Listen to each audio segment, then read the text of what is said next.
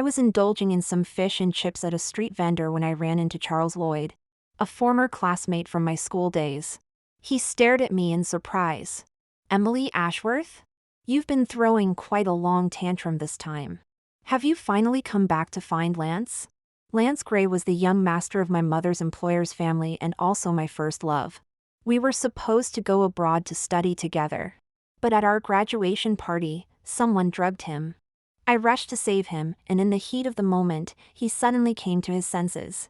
In front of everyone, he threw me out of the room, barely clothed. He accused me of doing anything for money. After that day, I became known as a notorious gold digger. The overwhelming negativity made it hard for me to breathe in this city. So I left with my mother, and we were gone for 2 years. Charles was already dialing his phone as he spoke to me. "You don't know, Lance has been desperately searching for you these past few years. Now that you're back, just apologize to him. You know how couples are, they fight and make up."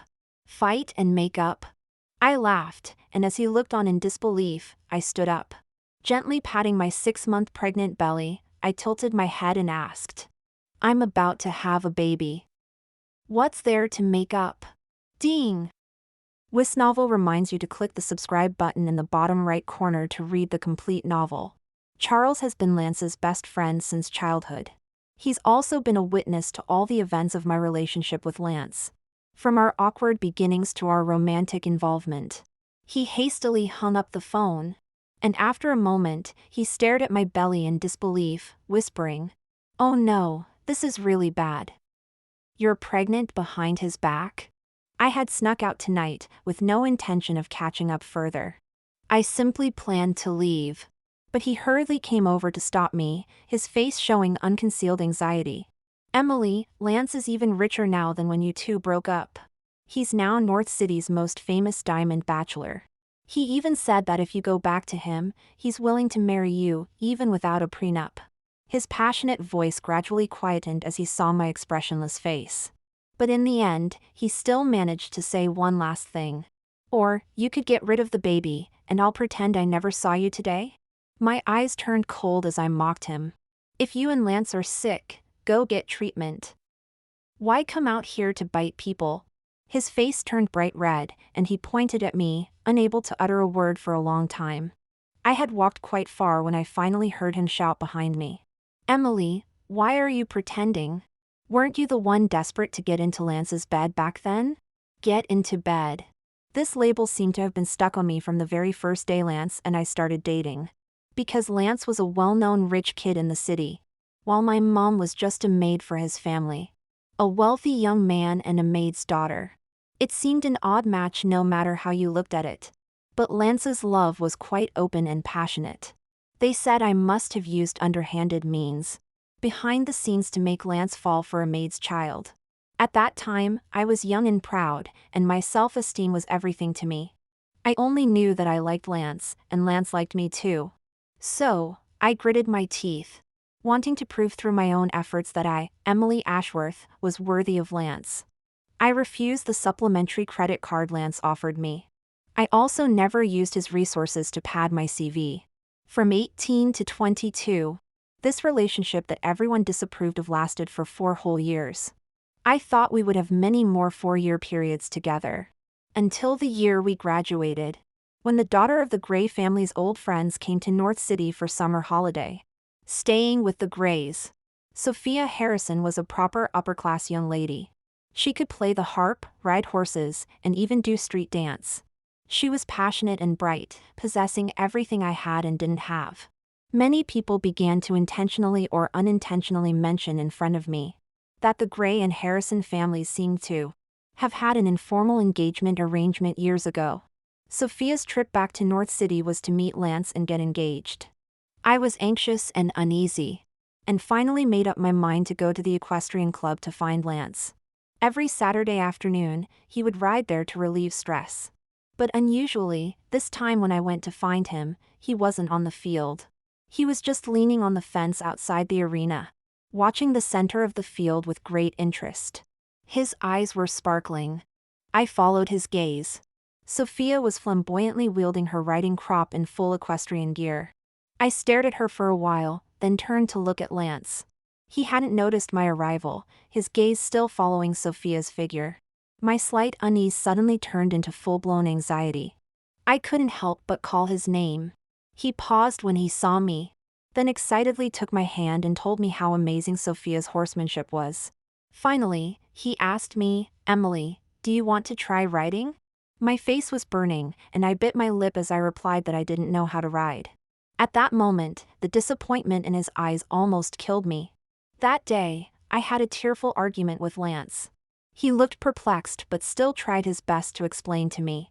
He didn't like Sophia, and the so-called childhood engagement was just a joke made by the elders when they were drunk. No one took it seriously. Originally, things should have been fine once they were cleared up. But somehow, that lump in my throat not only didn't disappear but grew even bigger. I wanted to tell him to spend less time with Sophia. I also wanted to say, "Wait for me, I'll become amazing in the future and be worthy of you." But these secret thoughts of a young girl were stuck in my throat, making it impossible for me to utter a single word. Because saying even one more word would make me seem utterly despicable. So I gradually became silent. Lance didn't notice, because he and Sophia had too many common interests to explore together. But his mother, Mrs. Gray, noticed. She called me to the drawing room, speaking as elegantly as if she were just having a casual chat with me. "Do you know why I didn't stop Lance from dating you?" I remained silent. Because I knew Lance and you could never end up together. Once he's had his experience, he won't have any lingering attachments. See, now Lance and Sophia are getting along so well. I stood there, my back feeling as if a whole bucket of ice had been poured over it, making me shiver. "Lance said he doesn't like Miss Harrison," I said. Mrs. Gray laughed silently and adjusted the shawl on her shoulders. "Silly child, if you step back voluntarily, he'll have a way out." "What if I don't?" "Emily, this is a notification, not a suggestion." Mrs. Gray was true to her word. She fired my mom. Mom cried, beat her chest, and frantically tried to communicate with me using sign language. They said I wasn't clean enough and docked a month's wages. Fighting back tears, I apologized to Mom, saying I would find a way to get her wages back. But when I went to find Lance, he was playing video games with Sophia. He just glanced at me briefly and then threw down his game controller, asking me in an odd tone, "Emily, why did you get together with me in the first place?" I was stunned for a moment, then keenly asked, "Did your mom say something to you?" "Lance, don't believe her, she..." Lance interrupted me irritably. "Emily, don't talk about my mom like that." I stood there bewildered, looking at the annoyed Lance. The way he stared at me was so unfamiliar it made me tremble all over. After what seemed like an eternity, he turned around and waved at me without looking back. "All right, you can go now." I stood outside the door watching him sit back in his original position, picking up the game controller and saying something with a smile. Sophia laughed and fell towards Lance. That was the first time I felt that what Mrs. Gray had told me might be true. A few days later, Mom's wages and my university offer arrived at the same time. Looking at Mom's happy face and the email on my phone, I hesitated for a long time but still sent Lance a message expressing my gratitude and telling him about my offer. Going to university together had always been our plan. He sent me an address and 2 brief words, "Come over." Lance was having a gathering with his old friends. They were the young heirs of various companies in North City, and their favorite pastime was stirring up trouble. Seeing me push open the door, the young man sitting closest to the entrance raised his glass to me. "Well, Miss Ashworth is here. Congratulations on your Oxford acceptance. Remember to help me out in the future." Since being with Lance, I'd faced this kind of scenario quite often. So I just ignored it and walked over to Lance, who was sitting with his head down. Before I could sit down, that person laughed and said, "Emily, you're a typical example of social climbing through marriage. If it weren't for Lance, how could someone from your background possibly study abroad?" As soon as he finished speaking, Lance beside me lunged forward and punched him in the face. "What the hell are you saying?" In the end, the two were separated and sent to the hospital. On the way to the hospital, Lance wiped a bit of blood from the corner of his mouth and asked me without looking up. Did you receive the money? I was helping him clean the blood on the back of his hand and nodded in response. He pulled his hand away and sneered meaninglessly. Then he grabbed my chin, making me look into his eyes, and asked me word by word. Emily, if I didn't have money, would you still want to be with me? A sense of helplessness and fatigue instantly washed over me. But I still looked into his eyes seriously, fighting back tears, and said, Lance, whether you believe it or not, I've always liked you for who you are. Back then, my mom was discriminated against by agencies for being mute, several times having her wages maliciously withheld, and being kicked out of domestic service companies. It was Lance, passing by, who gave me his phone number, saying his family was looking for a maid and my mom could try. That young man's bright and clean smile still appears in my dreams. He was one of the few colors in my barren life. How could I not love him? But I knew Lance didn't believe me anymore. He looked at me with scrutiny in his eyes. It was the kind of scrutiny that those in power give to people trying to curry favor. I began to seriously consider ending my relationship with Lance. But I couldn't dwell on it too much. Every time I thought about it, my heart ached. So, shamefully, I buried my head in the sand. Until that day, during the graduation party, when I went to the storage room to fetch some chairs, I saw Lance staggering down the hotel corridor, his body swaying as if he was about to collapse. Instinctively, my heart tightened, and I rushed over to support him. Lance's collar was wide open, and he kept mumbling about feeling hot. Looking at his flushed, dazed expression, I thought he was just drunk. I struggled to help him, barely conscious, to the restroom. But it wasn't until he pinned me down that I realized things had taken an unexpected turn. I tried to break free, but I couldn't help thinking that perhaps fate had made the choice for me. Lance made his choice too. He raised his head, squinting as he looked at me lying beneath him.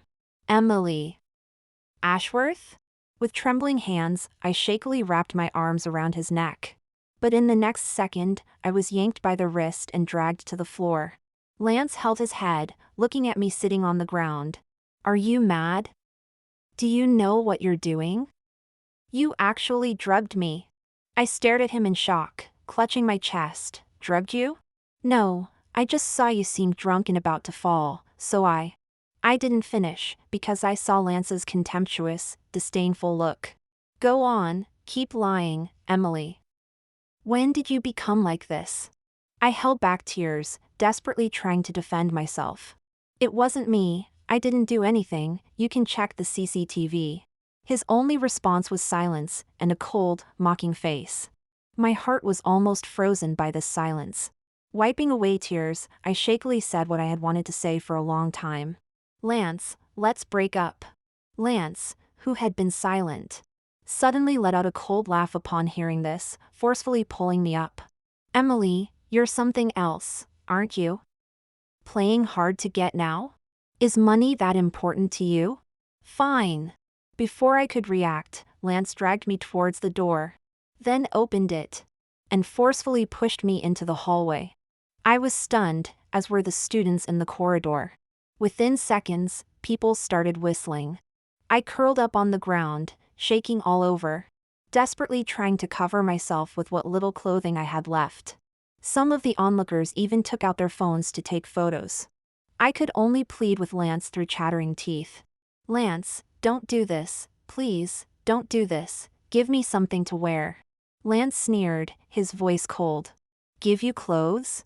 Emily, why didn't you think about leaving yourself some clothes?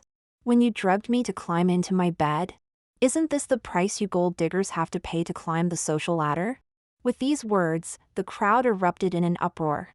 Some called me a gold digger, others said I deserved it. From that moment on, I was thoroughly nailed to the pillar of shame. After that day, I became infamous in North City. The image of me as a gold digger was deeply ingrained in people's minds. Everyone could look at me with contemptuous eyes, their malicious gazes constantly lingering on my chest. I was going to be driven mad if I stayed in North City any longer. So I cut off all connections with people and things I knew before. One deep night, I moved away with my mom. 7 years ago when I left North City in such a mess. I never thought I'd come back one day. For a long time, whenever I thought of North City, I would curl up shivering in the middle of the night. Until today, when I encountered old acquaintances again, thinking back to those events that seemed to have happened in a previous life. The calmness in my heart reminded me that time is indeed the best medicine for healing. But I'm not the Emily Ashworth I used to be. So I turned around swiftly and slapped the foul-mouthed Charles. Go to hell. He stared at me with wide eyes. Emily, you've grown some guts, haven't you? Want me to call Lance to sort you out? I laughed. After all these years, you really haven't changed a bit. Still as arrogant as ever. Charles, however, mistook my laughter for fear and pointed at my belly, saying, It's good that you know to regret. Get rid of this child quickly. Lance has been thinking about you for so many years. You're just one step away from climbing the social ladder. Isn't that the lifelong goal for someone like you? Climbing the social ladder? 7 years ago, I did climb once. Lance turned me from a girl from a good family into a woman of ill repute. I twisted my lips sarcastically. How do you know my husband isn't better than Lance? Charles looked uncertain. He scanned me up and down. Impossible. How could those families accept a maid's child? After a pause, he had a sudden realization. I know, you must have married someone's illegitimate child, right? I snorted, too lazy to say anything more. Charles shouted behind me, Emily, don't you dare regret this. I don't know if I have guts, but he certainly doesn't. He told Lance about my presence in North City. At that time, I was happily choosing baby clothes in a maternity store. The shop assistant next to me tapped me and gestured for me to look to the side. That must be the baby's father, he's been watching you for a while. My heart skipped a beat, and I turned with a smile, only for it to freeze on my face. The hairs on the back of my neck stood up instinctively. Lance stood there in his suit and tie, his eyes fixed intently on me. As I looked at him, he took a few steps forward, then hesitated and stopped. Emily. I clutched my stomach and took 2 steps back, frowning and saying nothing as I turned to leave. The sound of leather shoes hurriedly followed, and in a blink, Lance had moved to block my path. His gaze slid from my face to my prominent belly, and he seemed to lose focus. You're married? And having a child? With nowhere to escape, I simply nodded matter-of-factly. Yes. The color drained from his face instantly, and his hands hanging at his sides began to shake mechanically. This was the telltale sign that Lance was on the verge of a psychological breakdown. I calmly shifted my gaze from his hands and looked up at him. I have things to do. Could you please move? Lance seemed not to hear, his voice hoarse as he said. You said we'd have 2 children in the future, a boy and a girl. You said you'd teach our children. I was getting irritated and cut him off. Is your memory failing? We broke up 7 years ago. He stood there stunned, his eyes reddening as he argued. No, I never said I wanted to break up with you. I was just so angry then. Later, I went to look for you and found out you'd moved away. How could you just disappear without telling me? Emily, how could you be so heartless? Because I couldn't survive in North City anymore. I gave a small laugh. Lance, I really almost couldn't go on living back then. He stared at me with furrowed brows, wanting to say something. I continued. My phone inbox was full of messages asking how much I charged for a night. Strangers would knock on my door in the middle of the night. I almost didn't get my degree. But what did I do wrong? I just happened to fall for a boy from a wealthy family. So, Lance, I really don't understand how you have the nerve to show up in front of me now. Lance's eyes were completely red now. He looked at me devastated, his tone desperate. I didn't know, Emily. At the time, I thought you had drugged me, so. I laughed. So, you found out the truth later? He nodded with difficulty, telling me how he had checked the security footage.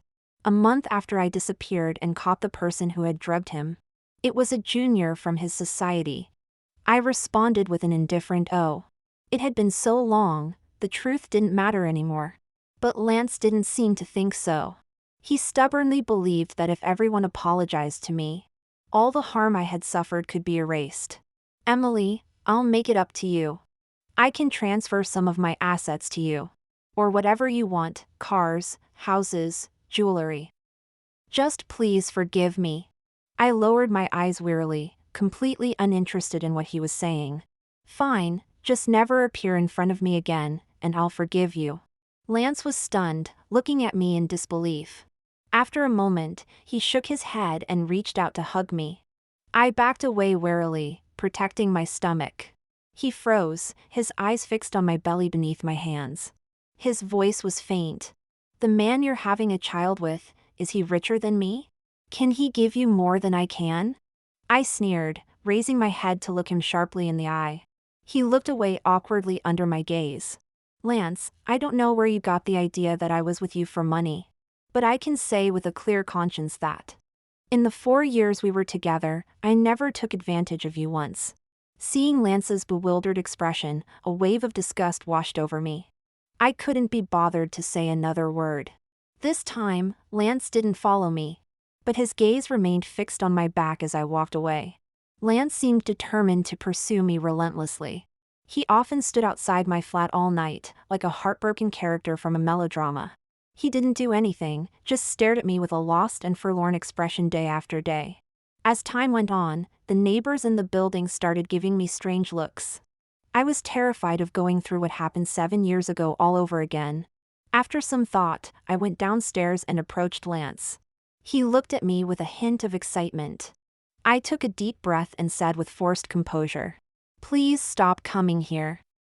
Are you trying to ruin my life again? I'm married now, and my child will be born in 2 months. What's the point of all this?" Lance glanced at my belly, a flash of pain crossing his eyes before he quickly looked away. I turned to leave after speaking. He grabbed my wrist, his tone pleading and hopeful. "You're not really married, are you?" I looked up at him in shock. His face grew more certain. "I've only seen you coming and going alone all this time. This child doesn't have a father, does it?" He glanced quickly at my belly again, his voice strained. "I could be the father. Your child is the one without a father." A cold voice came from nearby. I instinctively turned to look. A man in a trench coat stood behind me, looking travel-worn and pulling a suitcase. In his other hand he held a greasy bag of fish and chips.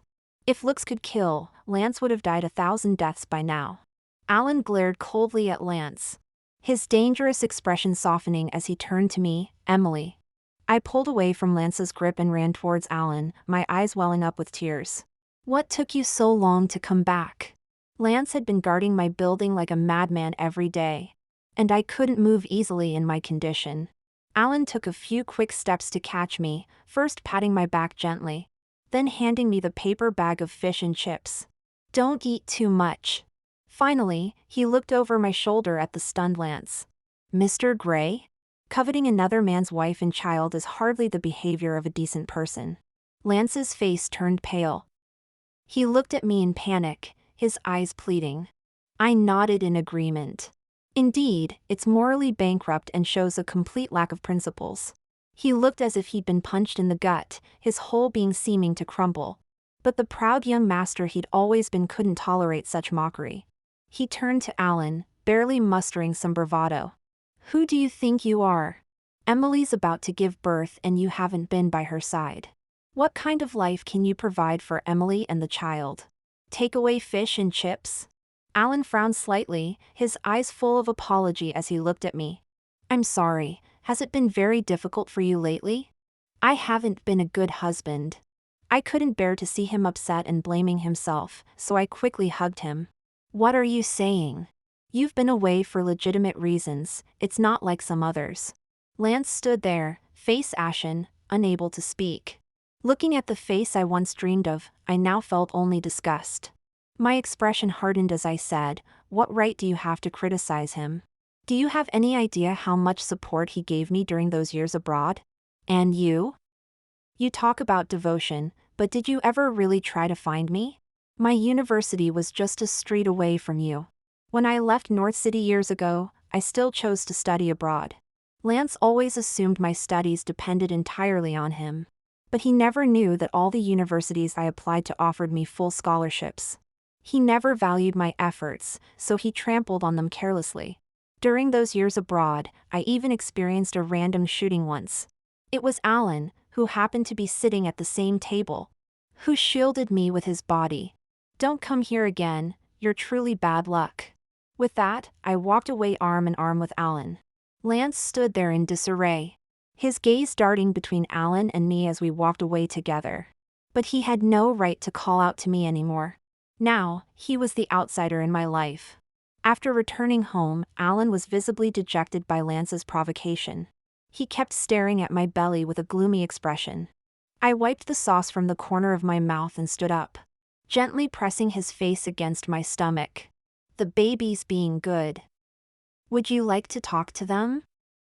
I asked softly. Alan wrapped his arms around my waist, his voice low. It's my fault.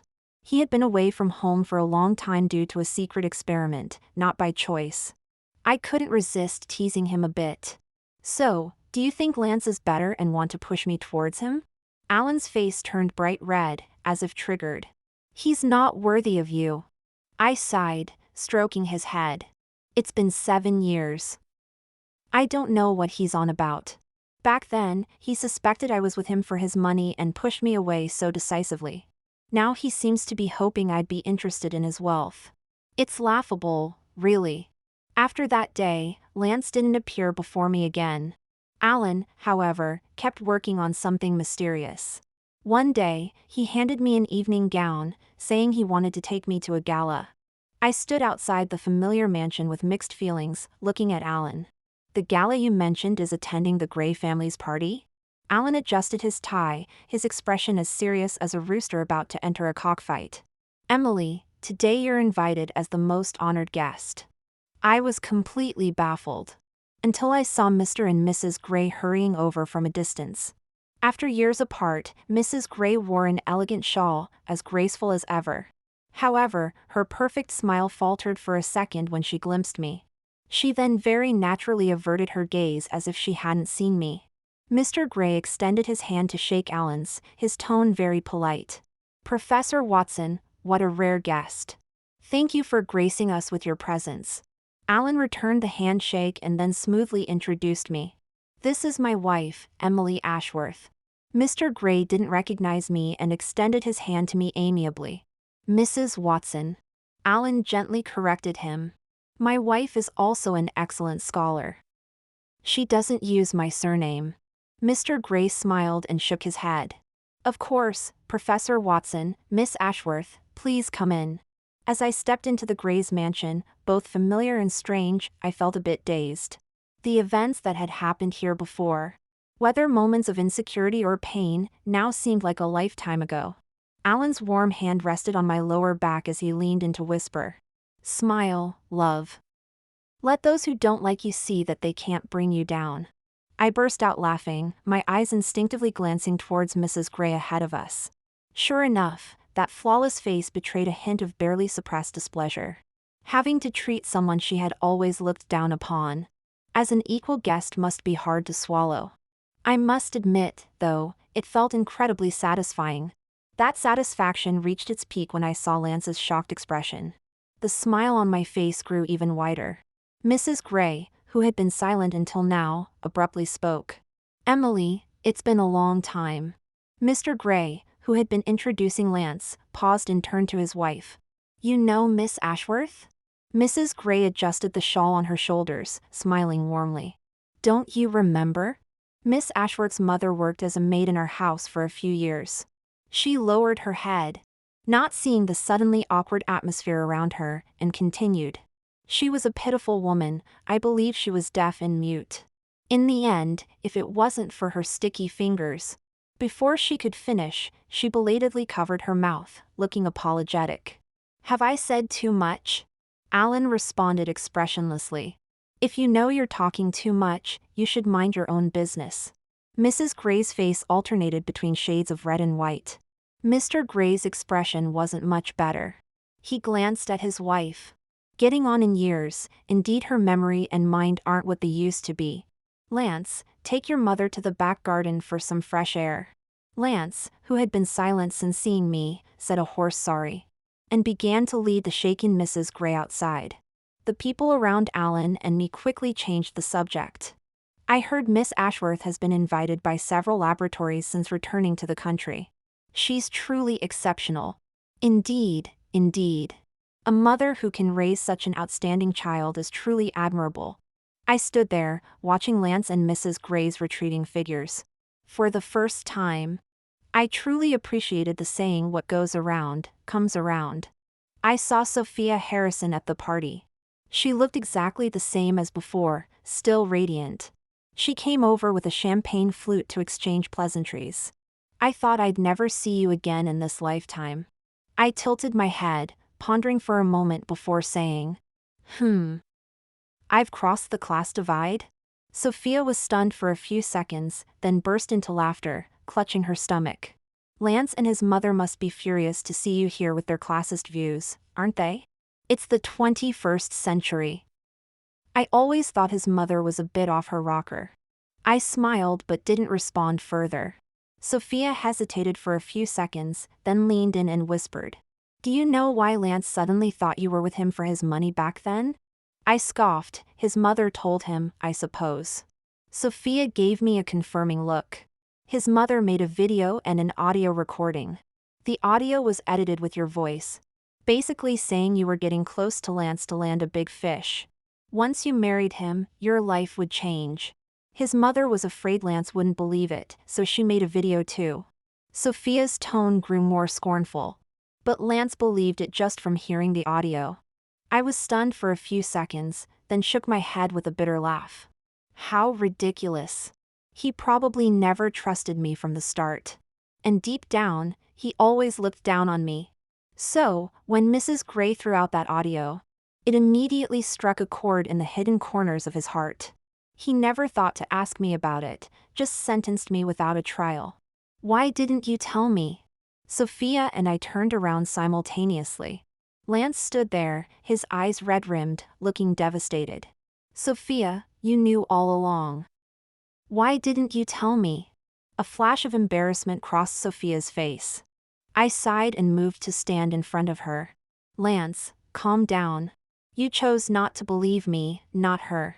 You can't push the responsibility onto others just to make yourself feel better." He forced a bleak smile, tears visible in the corners of his eyes. "Emily, I loved you." I frowned. His gaze traced every inch of my face, as if containing immense sorrow. "I loved you so much that I often wondered why someone as wonderful as you would like me. Later, when I heard the recording, I thought I had found the answer to my doubts. I couldn't accept that you liked me for my money. It made me feel ashamed. But later, I wished you had liked me for my money." He let out a bitter laugh, tears slowly rolling down his cheeks. "Emily, I'm sorry. It's me who wasn't worthy of you." These belated confessions came so late and so inappropriately. I lowered my eyes and said flatly, "Now that everything's out in the open, can you please not bother me anymore?" He nodded dejectedly, turning to leave with slow, heavy steps. Beside me, Sophia dramatically patted her chest. She rummaged through her handbag and pulled out a business card, handing it to me with a friendly tone. "This is my husband's card. He's been wanting to have a chat with Professor Watson for a while now. I think rather than benefiting the Grays, why don't you consider collaborating with us?" I took the card smoothly, smiling as I said goodbye to her. Later, in a secluded corner, I crumpled the card and tossed it into a bin. I thought to myself, I'd never learn to navigate the high society's social dance in this lifetime. Fortunately, Alan doesn't care about that. He was just eager to take me home and cook me a bowl of pasta. "I noticed you didn't eat much today. Are you exhausted?" As I slurped the pasta, I told him about how Mrs. Gray had set me up years ago. Alan's face turned pale as he listened. Finally, he snorted coldly. "The Grays? I'll never collaborate with them." I smiled, my eyes crinkling. The latest breakthrough from Alan's lab was leading the industry. Whichever company in the field got the first mover advantage would have at least a decade's lead. And Alan, being the core researcher, had a certain say in the matter. No wonder Mr. Gray had been so courteous to Alan. It seemed Mrs. Gray would be in for some rather undignified times ahead. Mrs. Gray wasn't as composed as I had imagined. She invited me to a coffee shop, accompanied by 4 towering bodyguards. I stared at her mockingly. She wore large sunglasses, her perfectly manicured nails nearly digging into her flesh. After a while, she took a deep breath and waved her hand. Soon, the table and floor were covered with luxury gift boxes. I remained unmoved, even feeling slightly amused. "Mrs. Gray, what are you doing?" Her lips pressed into a thin line as she apologized through gritted teeth. "Miss Ashworth, I apologize for my careless words the other day." I responded with a simple "oh," and added, "I don't forgive you." She stood up abruptly, her chest heaving violently, before forcing herself to sit down again. "Emily, Lance has disowned me because of you. Surely your anger should have subsided by now." I shook my head sarcastically. "He disowned you because you treated him like a fool. It has nothing to do with me." Mrs. Gray dejectedly removed her sunglasses, her one straight spine bending for the first time in front of me. "Emily, I underestimated you. What's so special about a child from your kind of family? You reek of poverty right down to your soul, yet Lance has gone mad for you. Even saying he wants to marry you when you return from studying abroad. I'm his mother. I can't watch him make such a mistake." My smile grew more sarcastic. "Mrs. Gray, it must be quite an ordeal for you to sit with someone as impoverished as me. I won't trouble you any longer. Tell your bodyguards to let me leave." Mrs. Gray looked at me reluctantly. "Find a way to make Alan Watson cooperate with Gray Industries." She paused, then continued. "As long as they sign the contract, you divorce Alan, and I'll allow you to marry Lance. However, the child in your womb can't stay with you." My face turned cold. I grabbed the coffee cup from the table and threw its contents at her face. "You and Lance are truly mother and son, both equally mentally ill." Mrs. Gray looked at me in shock, jumping up in disbelief. "Emily, have you gone mad? Alan is just a professor. He could work his entire life and still not have half the prestige of the Gray family." I couldn't help but swear. "To hell with your prestige. If your Gray family is so prestigious, why are you here begging me? You say my soul is impoverished, but I say yours is so filthy it makes me want to vomit. If you're smart, you'll let me go now. Otherwise, this impoverished person won't hesitate to cause a scandal and bring us both down." Mrs. Gray's face darkened like a demon. Suddenly, someone forcefully pushed open the door. Lance burst in, reeking of alcohol. "Mom! What are you trying to do to Emily?" Mrs. Gray was shaking with anger. "Look what she's done to me." I tried to sneak away while they were arguing. But just as I reached the door, a sharp pain in my stomach made me double over. Lance heard me and rushed over to support me. "Emily, what's wrong?" I gritted my teeth and pushed his hand away, reaching into my pocket for my phone to call Alan. "I'm going into labor." I hung up and dialed 999. Lance insisted on following me into the ambulance. Huddling in the corner, completely at a loss. "Emily, don't be afraid. I'm here." I rolled my eyes. "It's precisely because you're here that I'm afraid. The Gray family is like a shit-covered stick, fatal to anyone it touches." After the child was born, I was wheeled out of the operating room. Alan stumbled over, a mess of tears and snot, his legs weak. I weakly tugged at his hand, gesturing for him to hold the baby. In the distance, I saw a bruised figure lurking around the corner. He stared fixedly at Alan, who was carefully cradling the baby. His eyes filled with undisguised envy and jealousy. After a while, he let out a long sigh and disappeared into the shadows. Later, Alan told me that he had begged his professor and pulled some strings to have Mrs. Gray detained at the police station for a few days. As soon as Mrs. Gray was released, she received divorce papers from Mr. Gray. The dignity she had always insisted on finally crumbled to pieces. She fled the country in the end. As for Lance, after his parents' divorce, a half-brother suddenly appeared in the company. Rumor has it that he's very capable, so Lance's position has become precarious. These matters, I heard and quickly forgot. Alan's favorite thing to do recently is to stand at the entrance of the research institute with our child. waiting for me to finish work.